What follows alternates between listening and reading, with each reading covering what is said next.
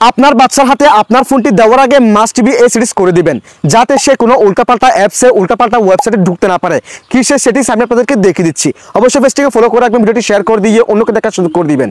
শুরুতে আপনার Google play store অ্যাপসটাকে open করে দিবেন। দেন এখান থেকে আপনার জিমেল অ্যাকাউন্টের লোগোর উপর ক্লিক করে দিবেন। এরপর এখান থেকে সেটিংসের এই অপশনে ক্লিক করে দিবেন। দেন এখান থেকে ফ্যামিলি এই অপশনে ক্লিক করে দিবেন। এরপর এখান থেকে প্যারেন্টাল কন্ট্রোলস এই অপশনে ক্লিক করে দিবেন। দেন এখান থেকে এই অপশনটাকে অন করে দিবেন।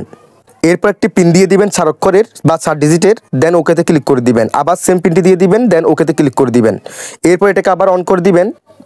এরপর এখান থেকে অ্যাপস অ্যান্ড গেমস এই অপশনে ক্লিক করবেন।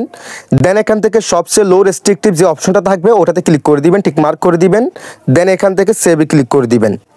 ওকে, আপনার কাজ শেষ। আপনি যখন এই কাজটি করে আপনার বাচ্চার হাতে ফোনটি দিবেন, সে আর কোনো উল্টাপাল্টা অ্যাপস ডাউনলোড করতে পারবে না, উল্টাপাল্টা অ্যাপসে ঢুকতে পারবে না, উল্টাপাল্টা ওয়েবসাইটে ভিজিট করতে পারবে না।